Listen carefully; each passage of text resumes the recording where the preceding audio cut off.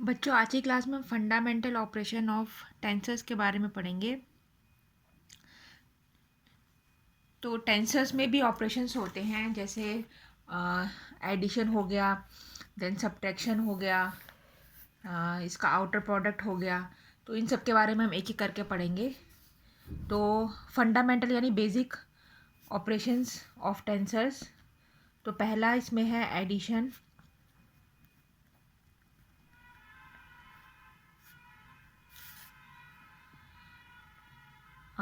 दो और दो से जो ज़्यादा टेंसर्स होते हैं जिनका सेम रैंक होता है, सेम रैंक और टाइप होता है, तो उसका जो एडिशन है उसको किस प्रकार से करते हैं। सपोज मान लो कि एक टेंसर है ए, उसका आई जे दो रैंक का टेंसर है, दूसरा भी दो रैंक का टेंसर है बी आई जे। तो इसका जब इन दोनों को जब ऐड करेंगे तो तीसरा टेंसर हमें सी मिलेगा। उसका रैंक भी क्या होगा, सेम होगा, सेम रैंक होगा। तो दो रैंक के दो सेम रैंक के टेंसर हैं, और जिसमें सेम नंबर के कॉन्ट्रावेरिएंट और या कोवेरिएंट इंडाइसेस हैं। तो ये हमने जो एग्जांपल लिया है कॉन्ट्रावेरिएंट इंडाइसेस का लिया है। इसी तरीके से कोवेरिएंट इंडाइसेस है A mu V plus B mu V is equal to C mu V. तो यहाँ पर भी ए म्यू वी इसका रैंक है 2 और बी म्यू वी इसका रैंक भी 2 है। इन दोनों को जब ऐड किया है तो हमें सेम रैंक का टेंसर मिला है। तो कॉन्ट्रावेरिएंट कोवेरिएंट इस तरीके से जो मिक्स टेंसर होता है जिसमें दोनों होते हैं, कॉन्ट्रावेरिएंट और कोवेरिएंट इंडाइसेस होते हैं, उसको मिक्स टेंसर कहा जाता है। अगर उनका भी आप एडिशन करोगे तो आपको उसी रैंक का टेंसर मिलेगा। तो यहाँ पर हम देख रहे हैं कि 5 रैंक का टेंसर है। तो यहाँ देखिए ए आई जे के म्यू वी, तो 1 2 3 4 5 रैंक का टेंसर है। उसको हमने ऐड किया है दूसरे 5 रैंक के टेंसर के साथ आई जे के म्यू वी। तो हमें मिलेगा सी आई जे के म्यू वी। तो वही 5 रैंक का हमें टेंसर मिला है। तो ये टेंसर का एडिशन है। और टेंसर का जो एडिशन है, अगर दो या दो से ज़्यादा टेंसर को हम ऐड करते हैं तो वो कम्यूटेटिव प्रॉपर्टी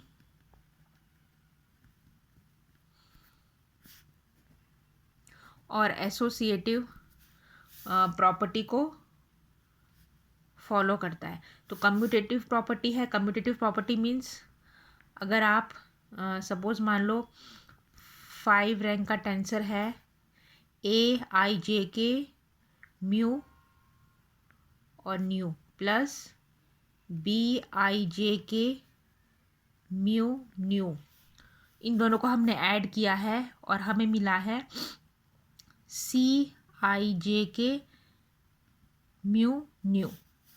तो अगर आप ए मिक्स टेंसर को बी मिक्स टेंसर के साथ ऐड कर रहे हो तो आपको सी मिल रहा है, या तो आप बी जो टेंसर है उसको ए मिक्स टेंसर के साथ ऐड करोगे तो आपको यही मिलेगा सी आई जे के न्यू म्यू। तो इसे क्या कहा जाता है, इसे कम्यूटेटिव प्रॉपर्टी कहा जाता है। तो ये एडिशंस जो है टेंसर्स का, दो टेंसर्स, टू और मोर जो टेंसर्स हैं, या तो कॉन्ट्रावेरिएंट टेंसर्स होगा या कोवेरिएंट होगा या मिक्स टेंसर होगा सेम रैंक और टाइप का, वो कम्यूटेटिव प्रॉपर्टी को फॉलो करते हैं। दूसरा प्रॉपर्टी है एसोसिएटिव प्रॉपर्टी। एसोसिएटिव प्रॉपर्टी में 3 टेंसर्स हैं। सपोज मिक्स टेंसर एक है ए आई जे के mu nu plus B I जे के म्यू न्यू। इन दोनों का एडिशन हमने किया, उसके बाद हमने इसमें एक और mix tensor of same rank and type हमने ऐड किया, तो हमें मिलेगा, तो ये किसके बराबर होगा, it is equal to A आई जे के mu nu plus BIJK mu nu plus CIJK mu new. तो यहाँ पर देखेंगे ए और बी का हमने एडिशन किया है, उसके बाद हमने उसके ऊपर सी का एडिशन किया है। वो किसके बराबर होगा? अगर आप बी और सी का पहले एडिशन कर रहे हो फिर ए के उसके साथ एडिशन कर रहे हो तो दोनों का जो आंसर है वो क्या होगा? सेम होगा। तो इसे एसोसिएटिव प्रॉपर्टी कहा जाता है। सो टेंसर्स, टू और more tensors having same rank and type follow the commutative property and associative property. तो ये तो था टेंसर का एडिशन। इसी तरीके से टेंसर का सब्ट्रैक्शन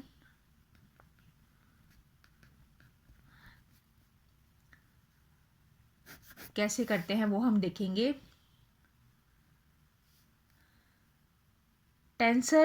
एक टेंसर दूसरे टेंसर के साथ कंपोनेंट वाइज सब्ट्रैक्ट हो जाता है अगर वो सेम रैंक और टाइप का हो, तो उसका जो रिजल्टेंट यानी जो हमें आंसर मिलता है टेंसर का वो भी सेम रैंक और टाइप का होता है। तो सपोज हम एक टेंसर ले लेते हैं AIJ mu minus BIJ mu.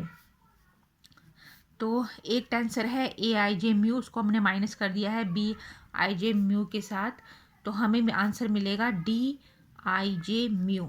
तो इसमें आप देखोगे इसमें रैंक 3 है, तीनों का सेम रैंक है और टाइप भी तीनों की सेम है।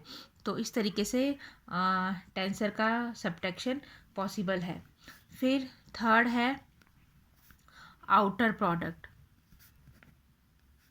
प्रोडक्ट में दो प्रकार के हैं, एक है आउटर प्रोडक्ट है, दूसरा है इनर प्रोडक्ट। तो वो हम वन बाय वन करके देखेंगे। आउटर प्रोडक्ट जनरल जो मल्टीप्लिकेशन होता है उसकी तरह ही होता है। तो इसमें जब दो टेंसर का आपस में आप जनरल मल्टीप्लिकेशन करते हो तो जो हमें आंसर या रिजल्टेंट आंसर कहते हैं वो मिलता है।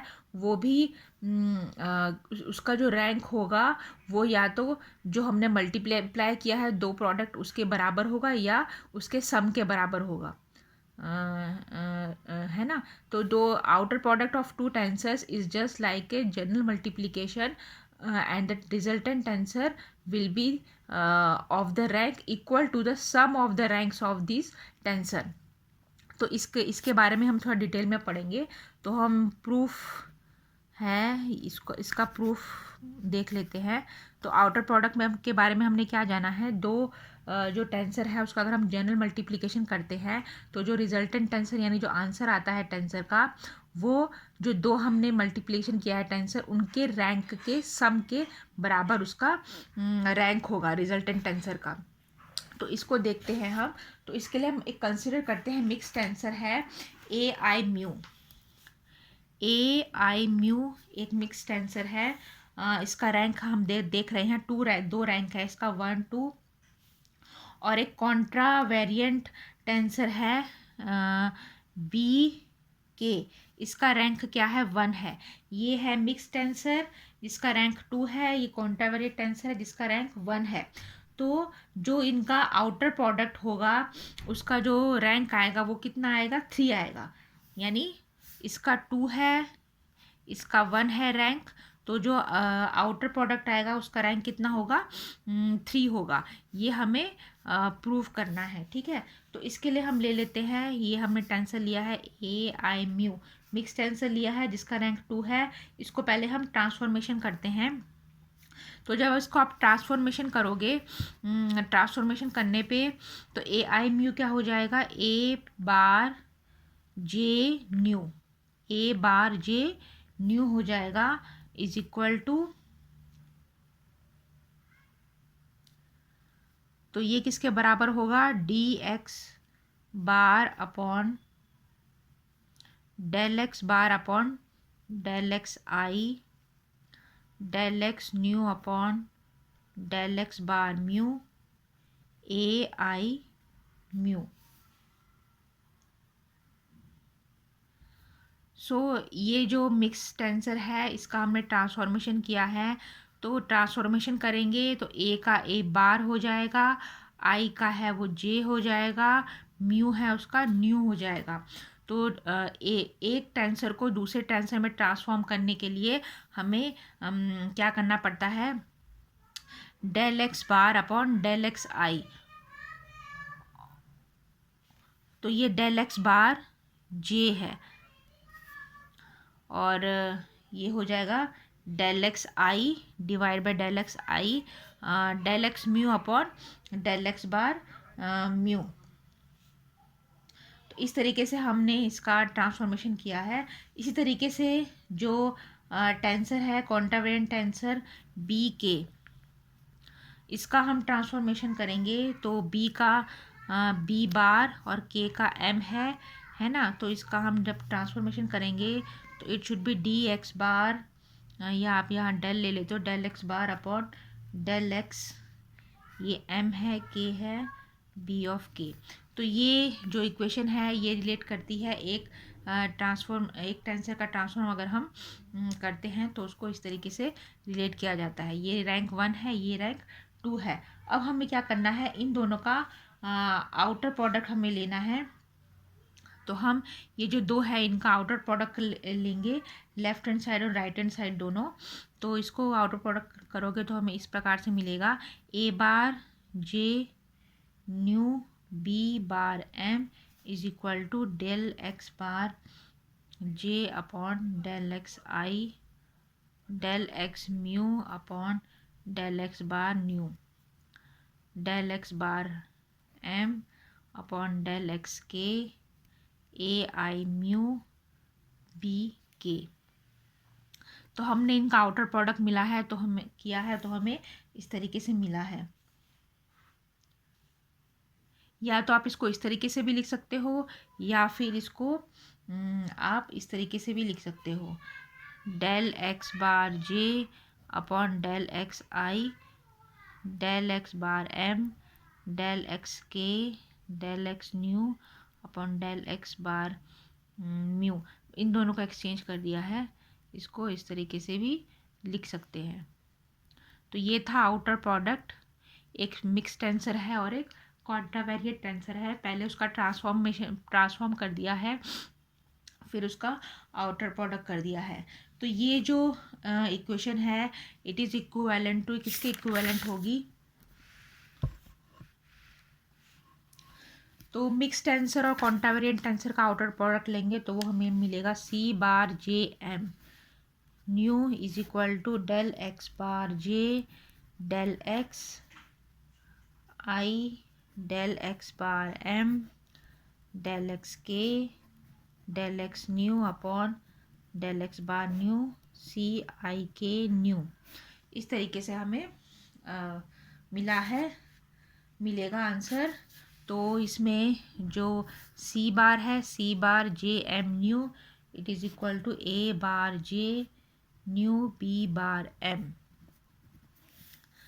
और and C bar I K nu is equal to A I mu B K.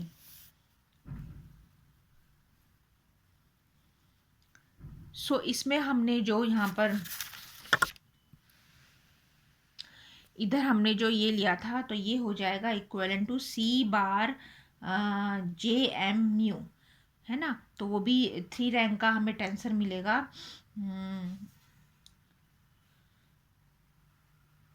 So इसमें इसको फर्दर है ना आप सॉल्व करोगे तो इस तरीके से आपको, और यहाँ पर ए आई म्यू के हो जाएगा सी आई के म्यू, सी आई के म्यू, जो इस तरीके से हमने यहाँ पर लिया है।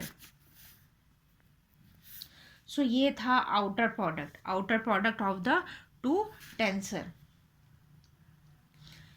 अगला इसका ऑपरेशन है। अच्छा, इसमें एक चीज़ और है, जब भी हम कोई दो टेंसर का आउटर प्रोडक्ट करते हैं तो उसकी रैंक में हमेशा इंक्रीज होता है, इंक्रीमेंट होता है।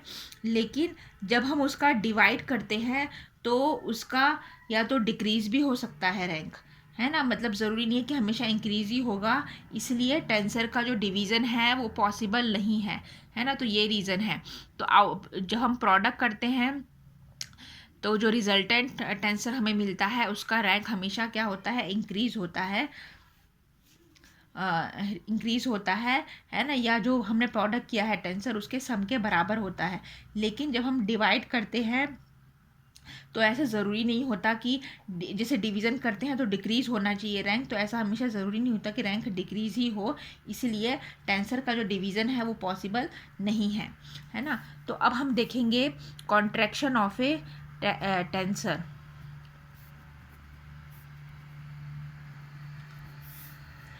टेंसर का कॉन्ट्रैक्शन क्या होता है? If in a mixed tensor any contravariant index is made similar to its covariant index, then the rank of the resultant tensor reduces by 2. कोई भी मिक्स टेंसर में अगर जो कॉन्ट्रावेरिएंट इंडेक्स है उसको सिमिलर बनाया जाए उसके कोवेरिएंट टेंसर के, तो जो रिजल्टेंट टेंसर होता है वो उसका रैंक 2/2 से रिड्यूस हो जाता है। इस प्रोसेस को क्या कहा जाता है? कॉन्ट्रैक्शन ऑफ ए टेंसर कहा जाता है। इसको समझने के लिए हम एक एग्जांपल लेते हैं, कंसीडर करते हैं एक टेंसर है जिसका रैंक है AIJK म्यू और न्यू। ये 5 रैंक का टेंसर है। तो इसका जो कोवेरिएंट इंडेक्स के है, कोवेरिएंट इंडेक्स के है उसको सेम बना लेते हैं कॉन्ट्रावेरिएंट इंडेक्स म्यू के, यानी जो के है उसको मान लेते हैं it is equal to nu. तो जो कॉन्ट्रावेरिएंट इंडेक्स के है वो कोवेरिएंट इंडेक्स न्यू के बराबर है। तो ये कैसे, ये रिड्यूस होके क्या हो जाएगा? ये हो जाएगा AIJK म्यू के। इसको इस तरीके से लिख सकते हैं, ऐसे हो जाएगा। तो इसमें रैंक क्या हो गया? रिड्यूस हो गया, कम हो गया। कितना कम हो गया? 5 था शुरू में, है ना, उसमें हमने के इज इक्वल टू न्यू ले लिया तो -2, तो इसका रैंक हो गया 3। तो जो रिजल्टेंट टेंसर है उसका रैंक क्या हो जाता है? 3 हो जाता है। तो इस प्रोसेस को क्या कहा जाता है? कॉन्ट्रैक्शन ऑफ ए टेंसर कहा जाता है। इसको और डिटेल में समझने के लिए हम इसका प्रूफ लेते हैं, उसको प्रूफ करते हैं। तो हम ये टेंसर लेते हैं जिसका रैंक 5 है, AIJK म्यू न्यू, और इसका हमने ट्रांसफॉर्मेशन किया है। तो ए का ट्रांसफॉर्मेशन हो जाएगा ए बार, आई का हो जाएगा एल, जे का हो जाएगा एम, के का हो जाएगा एन, म्यू का हो जाएगा रो, और न्यू का हो जाएगा सिग्मा, इस तरीके से। तो इसको ठीक है, तो ये तो था इसका ट्रांसफॉर्मेशन, एक टेंसर से दूसरे टेंसर में ट्रांसफॉर्मेशन। तो इसे कोऑर्डिनेट्स जो हैं उसको हम ऐसे लिख लेते हैं, AX⁻1 डेल एक्स आई, 1 नहीं है सॉरी ये L है, डेल x⁻L डेल एक्स आई, है ना। मतलब जो L है उसका I के रिस्पेक्ट में ट्रांसफॉर्मेशन हुआ है तो हम डिफ्रेंशिएशन किया है। फिर M है उसका J के रिस्पेक्ट में हम डिफ्रेंशिएशन करेंगे उसको ट्रांसफॉर्म करने के लिए। N है उसका K के रिस्पेक्ट में करेंगे। इस तरीके से जो नीचे कोवेरिएंट टर्म है उसमें del x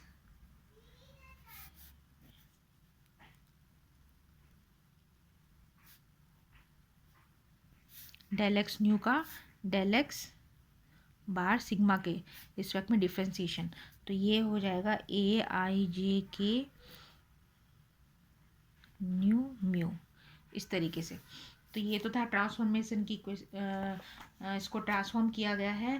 then after transformation अब इसमें हमने क्या लिया है?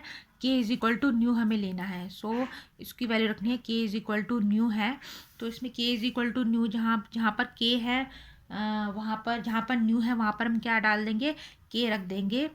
सो इट इज़ बिकम, ये हो जाएगा A⁻LMN rho sigma is equal to del x⁻L upon del XI del x⁻M upon del XJ del x⁻N upon del XK del x nu upon del x⁻रो, और यहाँ पर हम डेल XK ले लेंगे, डेल x⁻ सिग्मा AIJK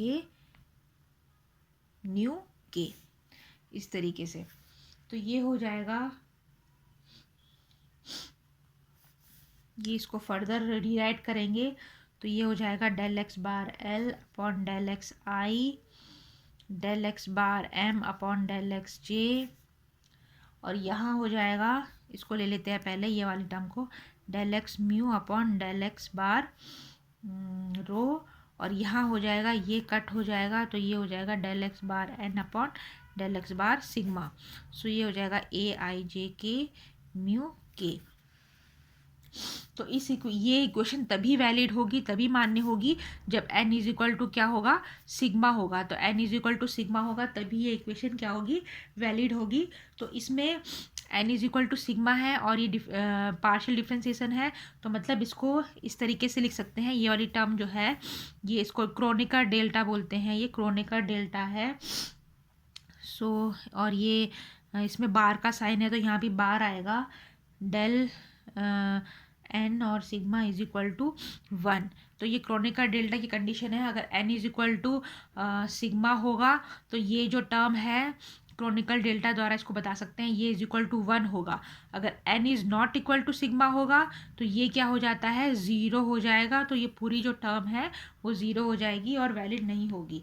तो इसको valid रखने के लिए n is equal to sigma हमें लेना है। So this term can be written as delta, इसको क्रोनेकर डेल्टा बोलते हैं, n sigma is equal to 1। So ये इसको रीराइट करेंगे, ये हो जाएगा A bar L M N rho N is equal to del x bar upon del x I del x bar M upon del x J del x mu upon del x bar row a आई जे के mu k. तो ये जो है it is equivalent to the transformation equation of mix tensor of rank 3। जो rank 3 है उसके बराबर ये हो गया है। तो यहाँ पर भी n इज इक्वल टू रो है तो ये हो जाएगा, मतलब ये जो इक्वेशन थी मिक्स टेंसर के ट्रांसफॉर्मेशन वाली, B bar L M rho is equal to del x bar L, ये एल है, यहाँ पर डेल एक्स आई del x bar M del x J del x mu upon del x rho इसके बराबर है। सो दो फाइव रैंक का tensor है वो किस में रिड्यूस हो गया है, वो रैंक ऑफ 3 टेंसर में रिड्यूस हो गया है। So this is the contraction of A tensor.